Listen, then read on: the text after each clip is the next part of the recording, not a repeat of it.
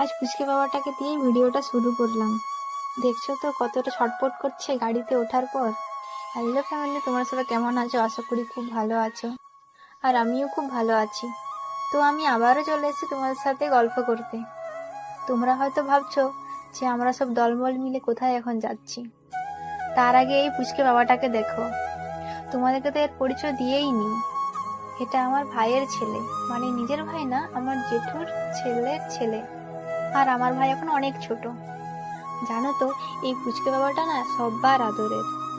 মানে আমাদের বাকুলের মোট 20 জন সদস্য, আর সেখানে এই পুচকে বাবাটা। মানে ভাবো শুধু একবার, পুচকে বাবাটা আমাদের কত আদরের বড় হচ্ছে।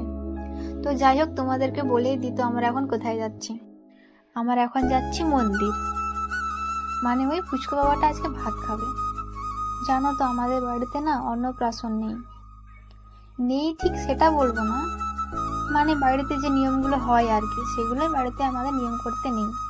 তো আমাদের সেই কারণেই মন্দিরে আসা। আর এখানে শুধু এদের অবস্থাটা দেখো একবার। ওই যে দূরে দেখতে পাচ্ছ, আমার ভাই তার বউকে নিয়ে নদী পার করছে। আর সামনেও একজন আছে, সেটা হচ্ছে আমার জেঠু। সে তার বোনকে কোলে নিয়ে যাচ্ছে, মানে এটা আমাদের পিসি হয়।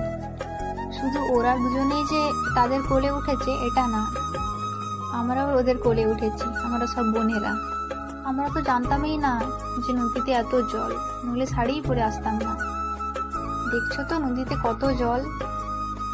হয়তো ফোনে কম দেখাচ্ছে, কিন্তু প্রচুর জল নদীতে। নদীর এই পারে উঠে এসে দেখছি কত বড় নদীটা। আমি এই নদীর নাম ঠিক জানি না। আর এখানে দেখো বদমাসটা কি করছে। আমরা মন্দিরে আসার পরে সঙ্গে সঙ্গে পুজো হয়ে গেছে।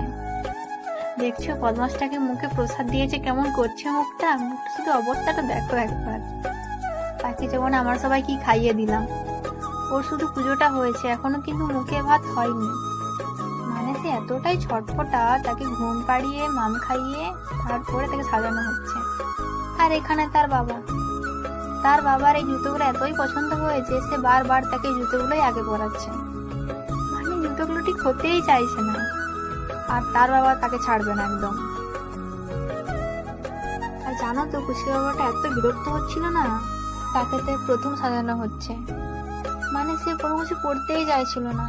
একটু যে ভালো করে মন মতো করে সাজাবো, সে যাই হোক বেচারা ঘুমিয়েই পড়লো। আর এদিকে আমার বোনগুলো মুড়ি খাচ্ছে, কারণ তারা বাড়ি থেকে কোনো খাবারই খেয়ে আসছে। ওরা কেন, আমিও এখনো খাইনি। মানে কোনো ঠিকই ছিল না যে আমরা সব আসবো। তো ওদের খাওয়ার পর আমিও খেলাম। তারপর দেখি ভাইপো ঘুম থেকে উঠে গেছে।